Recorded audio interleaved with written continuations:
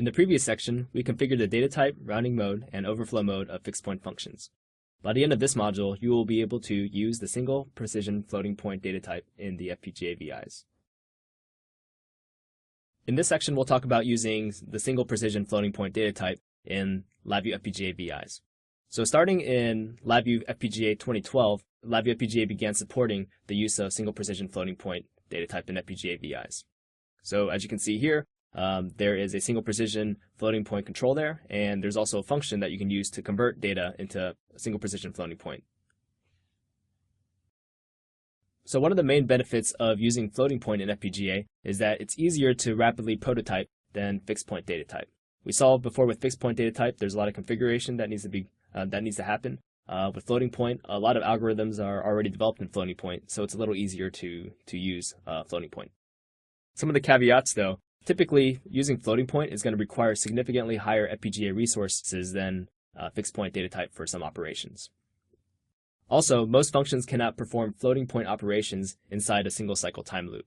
So if you're trying to do some floating point operations inside a single cycle time loop, then it's probably not going to compile. So in this slide, we see a couple of use cases for using floating point. So we'll talk about each of these use cases in the next coming slides. So let's talk about this use case.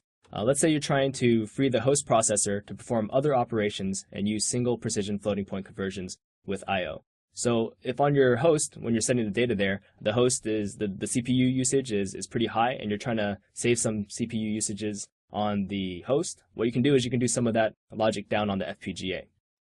So in this block diagram, we see that we have we're getting some fixed point data from our I/O module. We're doing some sort of fixed point algorithm on it, and what we're doing is we're handling the conversion of that fixed point and changing it to a floating point number here on the FPGA, and then we're going to be sending it up to the host. So we'll talk about that last node on there in a later lesson.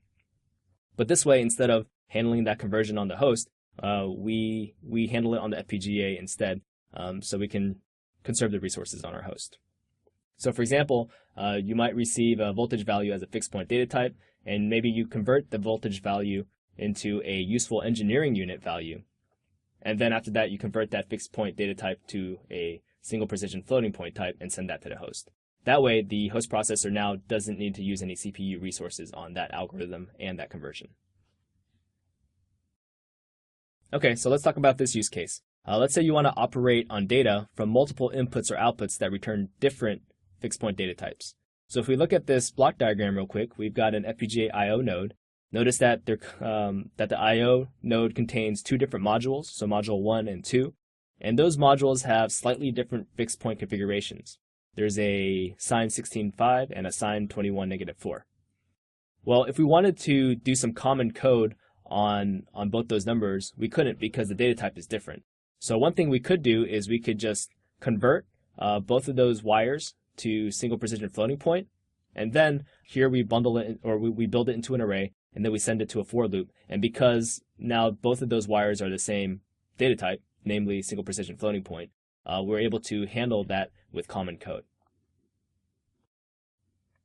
Another use case for using floating point is, let's say you need to represent very large and also very small numbers in the same data path, such as with accumulators. So over here, we have a block diagram of an accumulator. So notice that we have data coming in, and we have small data possibly coming in on that top wire, and then on that bottom input to that addition, it could be a very large number because you're just accumulating and you're adding a small number to a potentially large number. That's just accumulating the sum.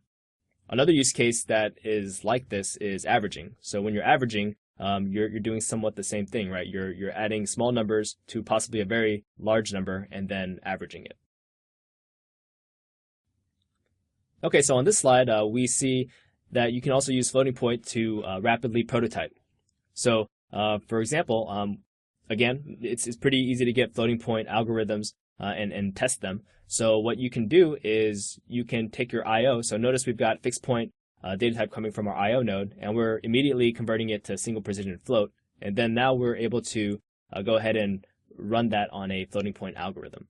So you can try this, and it'll probably take up more space, but if it compiles correctly, then you're already good to go and you didn't have to go to fixed point.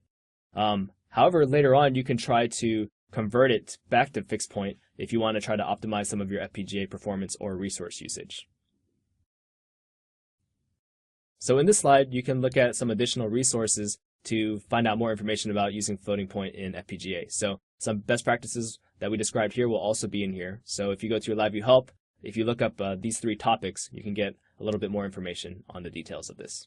You can also see functions that support the single precision floating point data type, and there's a list of those in the help as well. Now you can use the single precision floating point data type in FPGA VIs. Next, we will describe 3 types of FPGA math and analysis VIs.